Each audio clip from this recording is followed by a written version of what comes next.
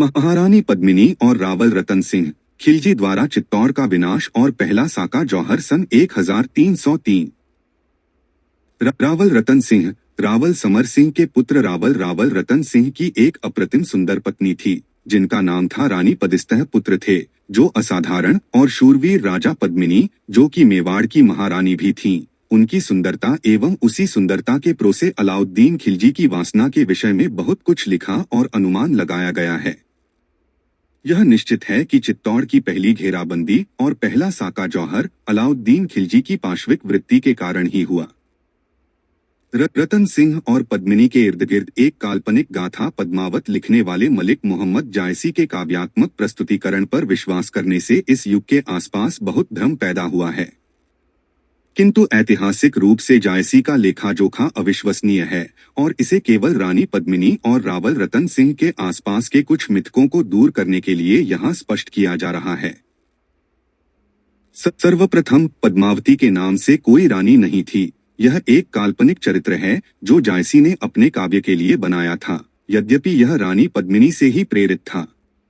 इसलिए चित्तौड़ की महान रानी पद्मिनी को पद्मावती के रूप में दिखाने के सभी प्रयासों और योजनाओं का विरोध किया जाना चाहिए। एक मुसलमान व्यक्ति की कल्पना को इस बात की अनुमति नहीं दी जा सकती कि जिस महान हिंदू रानी ने अपने सम्मान और धर्म की रक्षा के लिए अकल्पनीय बलिदान दिया हो, उस महानतम रानी का नाम ही वह परिवर्तित कर दे। दूसरी बात, चित्तौड़ की वास्तविक घेराबंदी के 250 साल पश्चात जायसी ने पद्मावत काव्य लिखा था। इसलिए जायसी की रचना उस समय की घटनाओं के ऐतिहासिक पुनर्निर्माण का आधार हो ही नहीं सकती।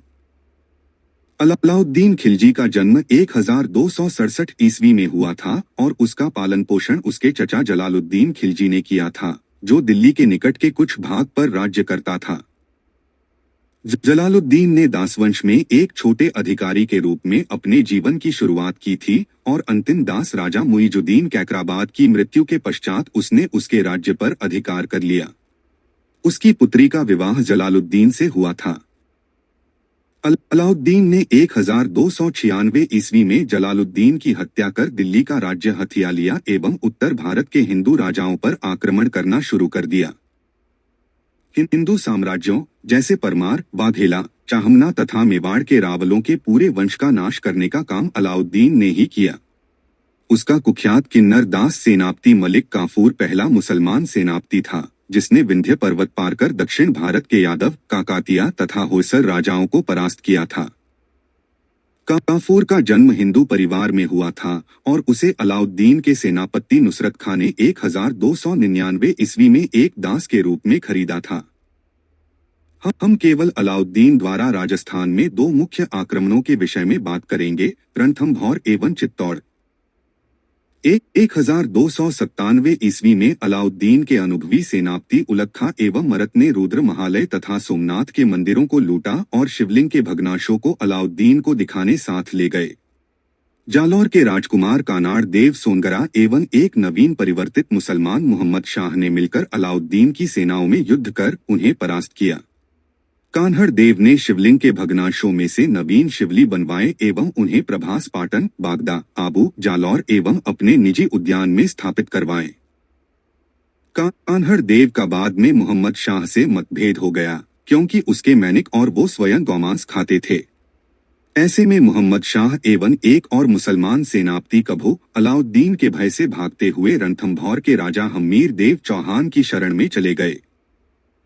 हम्मीर ने उन्हें शरण दी ताकि समय आने पर अलाउद्दीन के विरुद्ध वो इनका प्रयोग कर सके। अलाउद्दीन ने राजस्थान के रणथंभौर दुर्ग पर 1301 ईस्वी में आक्रमण कर दिया तथा अंततः उस पर अधिकार भी कर लिया। अधिकांश ऐतिहासिक उल्लेखों में रणथंभौर के चौहान शासक हम्मीर देव पर अलाउद्दीन की विजय के विषय में लिखा है, किंतु स्थानीय गौरव गाथाओं में शौर्य और विश्वासघात की बिल्कुल भिन्न कथा का वर्णन है।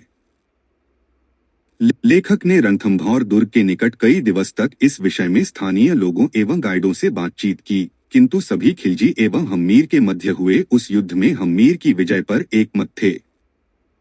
यह कचा खिलजी का हिंसक व जिहादी रूप दिखाने के लिए लिखी जा रही है, यद्यपि इतिहासकारों ने जो मिथ्याचार फैला रखा है उसी पर भारत विखंडन शक्तियां अपना दांव खेल रही हैं। 1300 ईस्वी में अलाउद्दीन ने अपने दोनों सेनापतियों नुसरत खां एवं उलुग खां को रणथंभौर पर आक्रमण करने भेजा। अलाउद्दीन की 80,000 की सेना ने हम्मीर की सेना पर आक्रमण किया, किंतु मुसलमानों को इसका बुरा परिणाम भुगतना पड़ा। नुसरत खां एक बड़ी गुलेल से छूटे शिलाखंड से मारा गया। इसके पश्चात हम्मीर की सेना ने दुर्ग से बाहर आकर मुसलमानों की सेना को कासनहस कर दिया। उत्तुंग खां यहां से बच निकला और उसने दिल्ली से मदद मंगवाकर इस अभियान को जारी रखा। इसके पश्चात 1301 ईस्वी में खिलजी स्वयं अपनी सेना लेकर इस अभियान में शामिल हो गया। लंबे समय से दुर्ग को घेरे जाने के कारण दुर्ग में भोजन पानी समाप्त हो चला था। राजपूतों के पास अन्य कोई विकल्प नहीं था सिवाय इसके कि दुर्ग का द्वार खोलकर खुले में युद्ध किया जाए। विरमा, आजा, मोहम्मद शाह इत्यादि के साथ मिलकर हम्मीर देव ने दुर्ग के निकट खिलजी की सेनाओं पर जमकर आक्रमण किया एवं यह पहले से ही निश्चित किया गया था कि यदि राजपूत हारे तो दुर्ग में महिलाएं बच्चों के साथ जौहर करेंगी। हम्मीर ने खिलजी एवं उलुग की सम्मिलित सेनाओं को भीषण टक्कर दी एवं उन्हें परास्त किया तथा अपने सेनापति रणमल से कहा कि वो ये सूचना दुर्ग में पहुंचा दे। किंतु हम्मीर को ये ज्ञात नहीं था कि रणमल अपने तुच्छ स्वार्थों के चलते खिलजी से जा मिला था और खिलजी ने रणथंभौर विजय के पश्चात दुर्ग एवं राज्य रणमल को सौंपने का प्रलोभन दे दिया था। रणमल तथा उसके सहायक रतनपाल ने दुर्ग में रानियों तथा निवासियों को ये बताया कि राजा युद्ध हार गए हैं। इसी समय रतनपाल ने सैनिकों को दुर्ग के पीछे के दरवाजे खोलने का आदेश दिया, जहां से खिलजी की सेना ने चुपके से दुर्ग में प्रवेश कर लिया। हम्मीर देव का परिवार व्यथित हो उठा। उनकी पटरानी रंगा देवी ने अन्य गरीबन एवं बचबों के साथ जौहर कर लिया। हम्मीर की पुत्री राजकुमारी पद्मला ने शरीर शिलाखंड बांधकर दुर्ग के ही एक कुंड में कूदकर जल जौहर कर लिया। भारत में जल जौहर की ये प्रथम घटना थी। दुर्ग में स्थित पद्मला तालाब आज भी राजकुमारी के जौहर और बलिदान की गाथा सुनाता प्रतीत होता है। हम्मीर ने दुर्ग से उठती जौहर की लपटें देखी तो वो अधीर होकर दुर्ग की ओर दौड़े, किंतु वहां जाकर उन्हें रणमल तथा उसके साथियों के विश्वासघात के विषय में ज्ञात हुआ। उन्होंने रणमल और रतनपाल को दुर्ग के द्वार के निकट ही शिव मंदिर के सामने शिरच्छेद कर मार दिया। इसके बाद व्यथित हम्मीर शिव मंदिर में अपना शीश काटकर शिव में लीन हो गए। इधर रणभूमि में राजपूत सैनिक अपने राजा के बिना भी वीरतापूर्वक लड़ रहे थे, किंतु वो भी अधिक देर तक टिक नहीं पाए। अंततः यद्यपि खिलजी पराजित हुआ था, किंतु फिर भी दुर्ग उसके हाथों में आ गया, जो कि हम्मीर के ही सेनापति के विश्वासपात का परिणाम था। इधर मलिक काफूर ने भी दक्षिण भारतीय साम्राज्यों को लूटकर उनसे भारी मात्रा में लूटा गया धन अलाउद्दीन की सेवा में भेज दिया। रणथंभौर पर जीत खिलजी के लिए एक मनोबल बढ़ाने वाली जीत थी और उसने दुर्ग को अपने भाड़े के सैनिकों को अल्लाह का पवित्र उपहार कहकर उन्हीं के संरक्षण में दे दिया। अब हम चित्तौड़ की ओर वापस चलते हैं। धीरे धीरे लूटकर धन एकत्र करना और भाड़े के सैनिकों की एक सेना खड़ी करना ही अब अलाउद्दीन का मुख्य कार्य बन चुका था। अलाउद्दीन ने चित्तौड़ पर अपनी नजरें गड़ा दी, क्योंकि चित्तौड़ उत्तरी भारत में हिंदू प्रतिरोध का केंद्र था। अलाउद्दीन अब अपनी धन संपदा में वृद्धि करने के लिए दक्षिण भारत पर आक्रमण करना चाहता था, किंतु चित्तौड़ उसके लिए एक बड़ी बाधा था। न केवल सैन्य दृष्टि से, वरन चित्तौड़ अपने दोनों और व्यापार के मार्ग भी नियंत्रित करता था। रानी पद्मिनी की सुंदरता की कहानी मेवाड़ राजमहल के एक सेवक रघुनाथ ने कितनी के कानों तक पहुंचाई थी। रावल रतन सिंह के दरबार में रघुनाथ कवि था और दरबार में मनोरंजन करता था। रघुनाथ को हिंदी फिल्मों में और साहित्य में मुख्य ब्राह्मण पुजारी के रूप दिखाया गया है।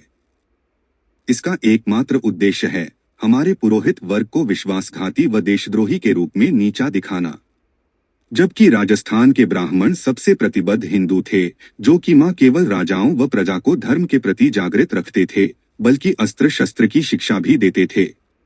उनमें से कई ब्राह्मण स्वयं योद्धा थे और हिंदू युवाओं को युद्ध में प्रशिक्षित करने के लिए अखाड़े चलाते थे।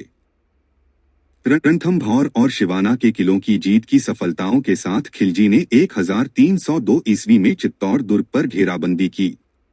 खिलजी ने घेराबंदी हटाने के बदले में राजपूतों के सामने पद्मिनी को समर्पित करने की शर्त रखी। यह प्रस्ताव राजपूतों के लिए आत्मसमर्पण से भी अधिक अपमानजनक जिहादी हत्यारों से लड़ने के लिए आसपास के राज्यों के सहस्रों राजपूत और हिंदू दा रतन सिंह के लिए आंकड़े हुए। रावल रतन सिंह और खिलजी के बीच भीड़क हुआ और दोनों पक्षों के सहयोद्धा मारे गए।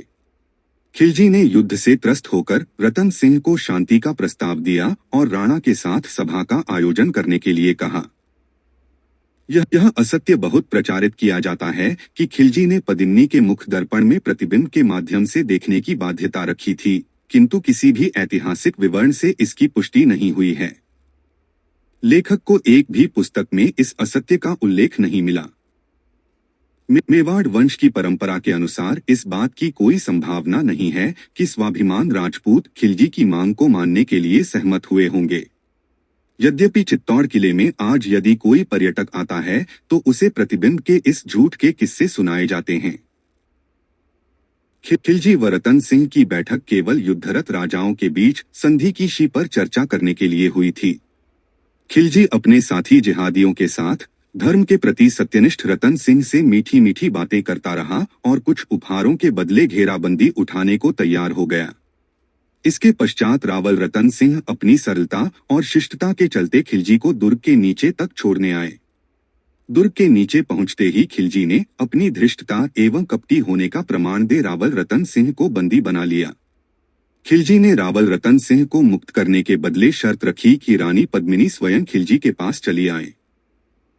खिलजी यह भली भांति जानता था कि राजपूत सरदार अपनी रानी को कभी समर्पण नहीं करने देंगे तथा खिलजी की सेना से उन्हें युद्ध करना ही पड़ेगा। रावल रतन सिंह की सेना अपने राजा के बिना हताश और व्याकुल हो चुकी थी और खिलजी जानता था कि हतोत्साहित सेना को वह सरलता से पराजित कर देगा। किंतु खिलजी एक क्षत्राणी के संकल्प व शौर्य के विषय में कुछ नहीं जानता था। उसके अपने समाज में तोस्वी का यह रूप उसकी कल्पना से भी परे था। रानी पद्मिनी स्वयं एक कुशल योद्धा और चतुर नीतिकार थीं। रानी पद्मिनी ने अपने चाचा गोरा और भतीजे बादल के नेतृत्व में मेवाड़ के श्रेष्ठ योद्धाओं के साथ रतन सिंह को छुड़ा लाने की योजना बनाई। बादल बहुत कम वय के थे, किंतु राजपूतों से अपेक्षा की जाती थी कि वे इतनी कम आयु में भी दुश्मन से युद्ध करेंगे और बादल के लिए यही बड़े सम्मान की बात थी। खिलजी को सूचित किया गया कि जब वह चित्तौड़ के आसपास की खाइयों में अपने सैनिकों को हटा लेगा, उसके पश्चात ही महारानी पद्मिनी को भेजा जाएगा, किंतु केवल उनकी साथी महिलाओं और दासियों के साथ। रानी पद्मिनी ने स्वयं अपनी और अपने साथ आने वाली महिलाओं की मर्यादा और निष्ठा का उल्लंघन रोकने के लिए स्पष्ट मांग की थी। 700 से अधिक पालकियों को तैयार कर लुटेरों के शिविर में भेज दिया गया। प्रत्येक में मेवाड़ के सबसे वीर योद्धाओं को रखा गया था और उनकी पालकी उठाने वालों के वेश में 6 सशस्त्र सैनिक थे। खिलजी ने रतन सिंह और पद्मिनी को बिछड़ने से पूर्व भेंट के लिए आधे घंटे का समय दिया। रतन सिंह और पद्मिनी कुछ दूर तक पालकी में गए। थोड़ी दूरी पर अश्वारोहियों का एक समूह प्रतीक्षा कर रहा था और इसके आगे वे सुरक्षित रूप में चित्तौड़ दुर्ग में प्रवेश कर गए। इधर 5000 हिंदू सैनिकों ने खिलजी की सेना को चित्तौड़ के दुर्ग में प्रवेश करने से रोकने के लिए बाहरी द्वार पर मोर्चा बना लिया। खिलजी इस घटनाक्रम से भौंचक्का रह गया और उसने आक्रमण कर दिया। अपने महाराज रतन सिंह की सुरक्षा के प्रति कटिबद्ध और रानी के सम्मान की रक्षा की एकमात्र इच्छा से गोरा और बादल ने खिलजी के सैनिकों पर विनाश का तांडव शुरू कर दिया।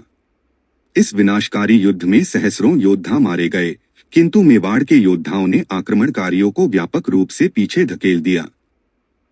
अलाउद्दीन खिलजी अपने उद्देश्य में पूरी तरह से पराजित हो गया था और राजपूत सेना द्वारा किए गए विध्वंस को देखकर खिलजी अपनी घेराबंदी समाप्त करने और दिल्ली वापस जाने के लिए बाध्य हो गया।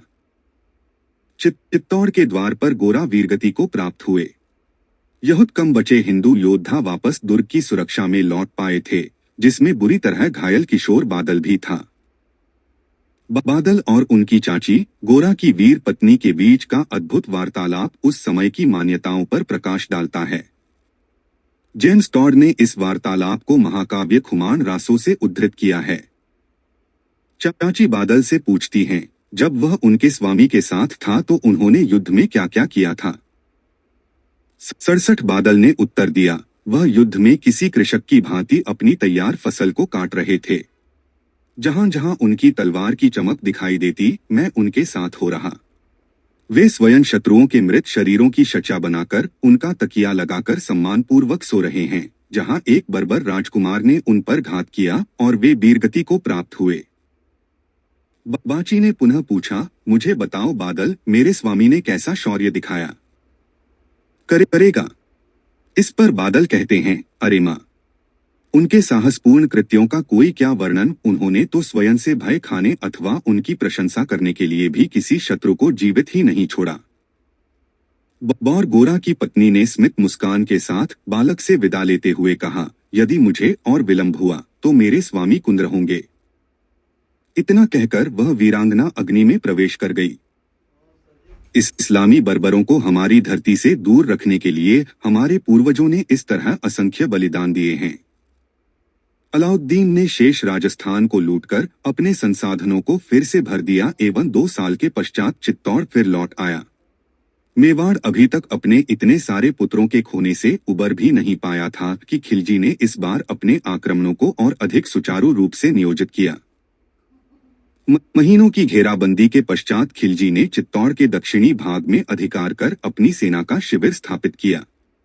लोकगाथा के अनुसार रतन सिंह को एक बार स्वप्न आया था।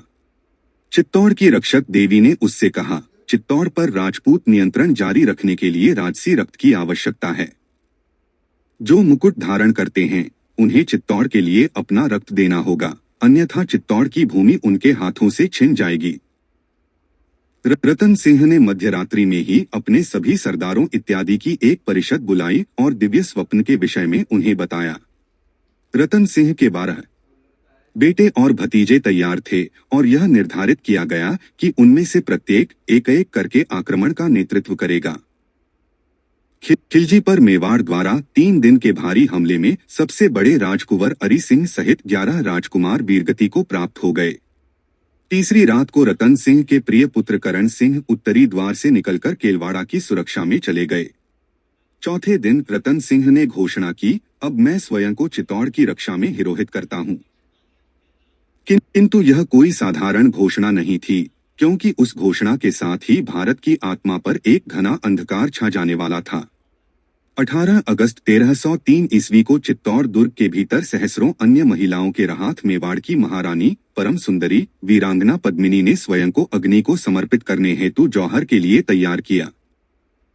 म्लेच्छों द्वारा बंदी बनाए जाने या अपवित्र किए जाने से बचने के लिए और कोई विकल्प अब नहीं बचा था। भूमिगत सुरंग में बने अभेद्य कक्षों में इन ललनाओं ने प्रवेश किया, जहां प्रकाश की किरणें तक नहीं पहुंच सकती थीं। चित्तौड़ के रक्षक योद्धा अपना हृदय कठोर कर पथराई आंखों से अपनी पत्नियों, माओं, बहनों एवं पुत्रियों को एक जुलूस के रूप में मोक्ष के पथ पर जाते हुए देख रहे थे। पतियों ने अपनी पलियों की मांग अंतिम बार भरी। जिन स्त्रियों के आलिंगन में प्रेम की चरम अनुभूतियां हुई थीं, उनसे अंतिम बार आंखें मिली। हर पुरुष असहाय भी था और निश्चिंत भी। असहाय क्योंकि अपनी स्वी को जलने भेज रहा था, निश्चिंत इसलिए कि अब कोई दुर्गंध से युक्त म्लेच्छ उसकी स्त्री को नहीं छू सकता था। बापों ने बेटियों के माथे चूमे होंगे। अंतिम बार अपनी लाडली के तन की सुगंध से अपनी आत्मा को तरंगित किया होगा। नन्हे बच्चों को माओ से बांधते समय झूठा दिलासा दिया होगा कि मैं भी पीछे पीछे आ रहा हूं। सब वीरांगनाओं ने पुरोहितों, गुरुओं व चारणों से आशीष लिया होगा कि इस परीक्षा की घड़ी में वित्त में कायरता का कोई कंपन न हो जाए। पुरुषों व गुरुओं ने अपना हृदय पाषाण का कर सब संवेदनाओं से रिक्त कर लिया होगा कि पदी दुर्बलता की एक लकीर भी चेहरे पर दिखी तो हमारी नारियों की अंतिम यात्रा ही कष्टपूर्ण हो जाएगी। और यह सी 200-500 लोगों की नहीं, पूरे चित्तौड़ के सहस्रों लड़ाकों व उनके परिवार की भावदशा थी। आत्मसम्मान की रक्षा व बर्बरता के प्रति अस्वीकार की हट के सम्मुख जीवन, संबंध, करुणा, प्रेम, ममता सब गौण व निरर्थक हो गया था। जब सभी महिलाएं सुरंग में प्रवेश कर गई तो महारानी पद्मिनी ने सुरंग के कपाट बंद कर लिए ताकि उस अग्निकुंड में जो भी महिलाएं बालिकाएं थीं, उनके सम्मान और शुचिता को तातारियों की वासना से दूषित होने से बचाया जा सके। महारानी पद्मिनी और रावल रतन सिंह मेवाड़ की वीरांगनाओं का गौरव अब उस कपाट के पीछे सुरंग में बंद था, ताकि ये अग्नि के वृत्त में अपने सम्मान को सुरक्षित रख पाए। हमारे इन अद्भुत पूर्वजों से जो क्रूरतम शक्तियां भी नहीं छीन सकती थीं, वह था आत्मगौरव। उस दिन जौहर की उठती ज्वाला में जो अब सुरक्षित था। अग्नि की ज्वाला में अपना जीवित शरीर समर्पित कर देना किसी भी प्रकार से सरल नहीं है। काल व वार्धक्य से एक दिन जो शरीर चुक हो जाना था, हिंदू वीरांगनाओं ने उस दिन स्वेच्छा से राख कर दिया। सभी जातियों की महिलाएं, चाहे वे किसी भी आयु की हों या उनके वस्व कैसे भी हों, सभी ने जौहर के उस गौरवशाली दिन सिर उठा, स्वेच्छा से स्वयं को अग्नि को समर्पित कर दिया। अत्यंत सुंदर रानी पद्मिनी ने अपने सुंदर शरीर, गौरवर्णी त्वचा को जलते हुए फफोलों में बदलने का पीड़ादायक मार्ग चुना, क्योंकि अफगानिस्तान से आए इन बर्बर कामुक हत्यारों ने उनके पास और कोई विकल्प ही नहीं छोड़ा था। जौहर मेवाड़ की उत महान स्त्रियों के साहसी अस्वीकार का एक उदाहरण है, जिन्होंने तातारी आक्रमणकारियों के सामने किसी भी तरह के समर्पण से मना कर दिया। यह उन स्त्रियों का दृढ़ संकल्प ही था, जिसके कारण आक्रांता उन्हें छूना तो दूर, उनके शरीर को देख भी नहीं पाए। यही कारण है कि चित्तौड़ की महान रानी पद्मिनी ने लगभग 20,000 विश्वासपात्र दासियों, सखियों एवं चित्तौड़ की साधारण नारियों के साथ उन क्रूर व्यभिचारी आक्रांताओं के मुंह पर द्वार बंद कर दिया, जिनके आचार विचार व्यवहार में सुंदरता एवं शुचिता का कोई मूल्य नहीं था। हिंदू स्त्री शक्ति ने मुसलमान पुरुषों की कुरूप वासना को एक भयानक उपक्रम से अस्वीकार कर तिरस्कृत कर दिया। वित्तौड़ दुर्ग की शिलाओं के गर्भ में बनी उस भूमिगत सुरंग में प्रवेश कर मेवाड़ की गौरवशाली वीरांगनाओं ने इस्लामी आक्रांताओं एवं इस देश के हिंदुओं को भी स्पष्ट संदेश दे दिया था कि सम्मान और स्वतंत्रता पर कोई समझौता नहीं किया जा सकता। जौहर की आत्माहुति से देवी स्वरूपा महारानी पद्मिनी ने भारतीय उपमहाद्वीप में हिंदू मुस्लिम संघर्ष को सदा के लिए जड़वत कर दिया। जौहर की ज्वाला से उड़ते अंगारों ने इन बर्बर शक्तियों के साथ सह अस्तित्व की सभी संभावनाओं को भस्म कर दिया। यह स्पष्ट हो गया था कि ये मांध तातार हमें बलपूर्वक अपने अधीन करना चाहते हैं और हम यह होने नहीं देंगे। उस पवित्र दिन हुए जौहर ने आने वाली पीढ़ियों को भी यह संदेश दिया कि लुटेरों के इस झुंड से लड़ने के लिए उन्हें भी बलिदान देना होगा, जैसा महारानी पद्मिनी ने किया और सम्मान के साथ अमरत्व को प्राप्त हो गई। चित्तौड़ की महारानी पद्मिनी इस देश के महान लोगों के हृदय में तब तक जीवित रहेंगी जब तक आखिरी हिंदू जीवित है।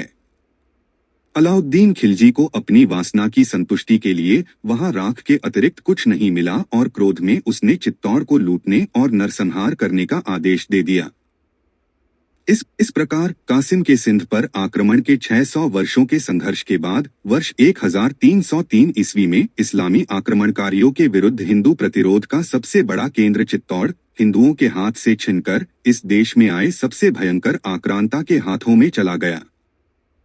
अपनी खोज में अलाउद्दीन ने 26 अगस्त 1303 ईस्वी को चित्तौड़ के 30 सहस्र साधारण नागरिकों की हत्या का आदेश दिया। महत्वाकांक्षा एवं धर्माधता के विषय में अलाउद्दीन खिलजी औरंगजेब के समान ही निकृष्ट था।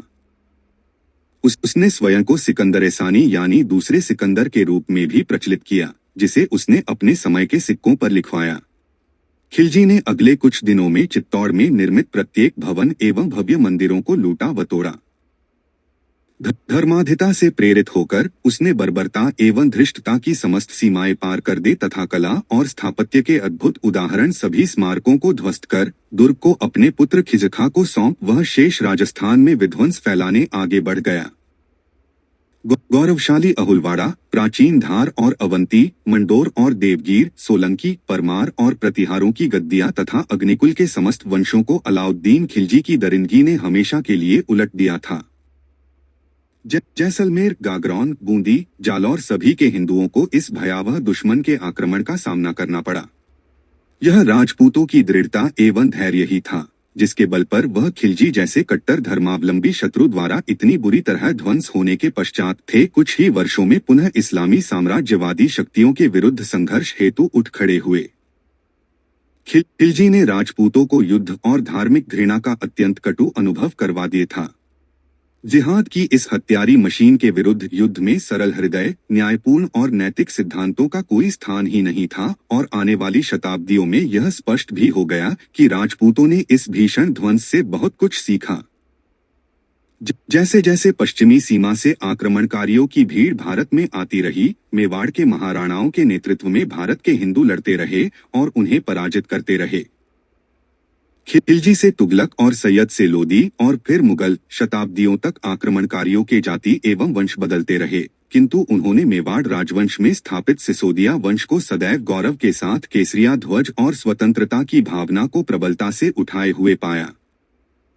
महारानी पद्मिनी और चित्तौड़ में उनके साथियों द्वारा स्वैच्छिक बलिदान की ऊष्मा ही थी, जिसने मेवाड़ के वंशजों में आक्रमणकारियों की क्रूर शक्ति के समक्ष संघर्ष की उस ज्वाला को प्रज्वलित रखा, जो उनके पूर्वजों ने जौहर से खेतन की थी। रतन सिंह के पुत्र करण सिंह ने केलवाड़ा के पर्वतीय क्षेत्र में शरण ली एवं चित्तौड़ को पुनः प्राप्त करने के लिए सेना एकत्र करना प्रारंभ किया। करण के दो पुत्र राहप एवं माहप हुए। बड़े पुत्र माहप डूंगरपुर की ओर निकल गए एवं उस पर अधिकार कर लिया। छोटे राहप कुशल योद्धा था। वो सिसोद नाम के गांव में बस गए। इसी सिसोद गांव के पोछे उनके वंशजों को कालांतर में सिसोदिया के नाम से जाना जाने लगा। चित्तौड़ को पुनः प्राप्त करने के लिए हुए युद्ध में राहप अपने पिता करण सिंह के माथ वीरगति को प्राप्त हुए। तीन दशकों की एक छोटी सी अवधि में सिसोदिया वंश की 9 पीढ़ियां चित्तौड़ को पुनः प्राप्त करने के उद्योग में समाप्त हो गई, जिसे अंततः भुवन सिंह ने एक भयंकर लड़ाई के पश्चात पुनः प्राप्त कर लिया। इस प्रकार रेगिस्तान के धर्माध आक्रांताओं द्वारा चित्तौड़ के पहले अधिग्रहण और मेवाड़ के गौरवशाली पुत्रों द्वारा पुनः प्राप्त करने की कथा समाप्त होती है। इस युद्ध की स्मृतियों, तथ्यों एवं सत्य ने शताब्दियों तक राजस्थान की लोक कथाओं में वीरता और प्रेम की कई कल्पनाओं, कविताओं व कथाओं को जन्म दिया है। किंतु कोई भी इस तथ्य को अस्वीकार नहीं कर सकता कि एक गौरवर्णी, अति सुंदर, बुद्धिमान और साहसी रानी पद्मिनी थीं, जिन्होंने राजस्थान के हिंदू इतिहास का पहला जौहर किया। इस प्रकार इस्लामी लुटेरों द्वारा हमारी वैदिक भूमि की महिलाओं का हरण करने और हिंदुओं का विनाश करने के मंतव्य के विरुद्ध एक अपरिवर्तनीय संघर्ष की आधारशिला रखी। यह संघर्ष शताब्दियों के पश्चात भी आज भी कहीं न कहीं किसी न किसी रूप में चल रहा है और जब तक हिंदुओं में स्वतंत्रता की उत्कट प्यास है, यह संघर्ष चलता रहेगा। महारानी पद्मिनी आज भी उस दृढ़ हिंदू भावना का प्रतीक हैं, जिसके सम्मान और स्वतंत्रता को बलपूर्वक चुकाया नहीं जा सकता। हमें स्वयं को धन्य मानना चाहिए कि हम उन अद्भुत रानी एवं वीर राजा रावल रतन सिंह की परंपरा के वाहक हैं। अब यह हम पर निर्भर है कि हम रानी पद्मिनी के सर्वोच्च बलिदान द्वारा स्वयं को अग्नि में समर्पित कर देने वाले उस संघर्ष को जारी रखें और कभी भी किसी भी मूल्य पर कामांध हत्यारों के समक्ष आत्मसमर्पण न करें।